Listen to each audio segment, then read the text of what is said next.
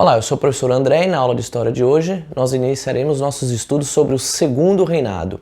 O Segundo Reinado refere-se ao governo de Dom Pedro II e ele vai de 1840 até 1889, ou seja, é um governo muito longo. Em função disso, nós vamos dividir o estudo do Segundo Reinado em 4 grandes temas.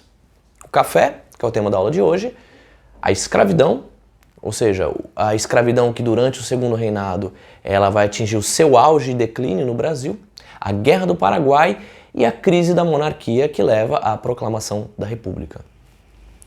Na aula de hoje, então, trataremos do café, que ao longo da segunda metade do século XIX vai se tornar o principal produto de exportação brasileira e o centro da economia brasileira. O café, até o início do século XIX, ele tinha no Haiti o seu grande produtor mundial, mas o Haiti passa por uma guerra de independência que leva então a um declínio dessa produção do café, da cafeicultura. Ao mesmo tempo, o café é introduzido no Brasil, já no primeiro reinado ele começa a ser cultivado, mas é a partir do segundo reinado do governo de Pedro II que ele vai encontrar terras muito favoráveis no oeste paulista, no estado de São Paulo, e que realmente vai se tornar o centro da economia brasileira, então, no segundo reinado. O Brasil vai se tornar, ao longo do reinado do Pedro II, no maior produtor mundial de café. Nós estamos acostumados a pensar no estado de São Paulo e a região sudeste como a região economicamente mais dinâmica do Brasil, mas a verdade é que do início da colonização portuguesa até o século XIX, o Nordeste brasileiro foi o centro econômico do país. Isso começa a mudar um pouco com a mineração ainda durante o período da colonização portuguesa, mas é com a cafeicultura que o estado de São Paulo e a região sudeste vão se tornar no grande centro econômico do Brasil. A cafeicultura então vai trazer muitos investimentos, ou seja, havia uma necessidade de se ligar às regiões produtoras de café do oeste do estado de São Paulo ao litoral, onde havia os portos, onde o café poderia ser exportado. Então, toda uma malha ferroviária será construída nesse período para atender às demandas do café. Obviamente, isso pode parecer um pouco primitivo para nós, em pleno século XXI, mas no século XIX isso era o máximo em termos de urbanização e desenvolvimento capitalista industrial, se podemos chamar dessa maneira.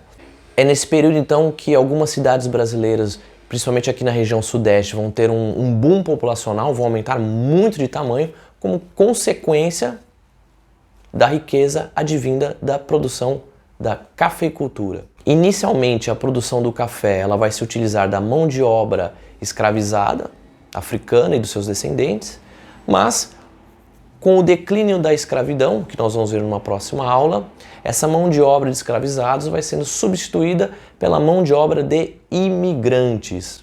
Porém, foi tomado todo um cuidado para que tanto os escravos libertos quanto os imigrantes não pudessem adquirir muitas terras. Ou seja, a cafeicultura ela manteve uma lógica colonial de latifúndio, ou seja, a produção em grandes extensões de terra. Veremos um pouco mais sobre isso na aula sobre a escravidão, sobre qual a preocupação do governo brasileiro em não permitir que ex-escravos adquirissem muitas terras. Mas basta saber que a cafeicultura, então, seguiu essa lógica de latifúndio, monocultura, o café, e, num primeiro momento, mão de obra escravizada, que vai sendo substituído pelo trabalho assalariado dos imigrantes. O café vai se tornar o grande centro da economia brasileira e o café vai sobreviver ao segundo reinado, ou seja, mesmo após o fim da monarquia brasileira e o advento da República, o café continuará sendo o principal produto de exportação brasileiro e trará muito poder econômico e político para essa elite paulista, que ditará os rumos do país ao longo das 3 primeiras décadas do século XX. É somente com a crise de 29, em 1929, que o café brasileiro deixa de ser o nosso grande produto de exportação. Então nós podemos considerar de 1850 até 1930, nesse período aí de mais ou menos cerca de 80 anos, o café foi o grande negócio do Brasil. É isso.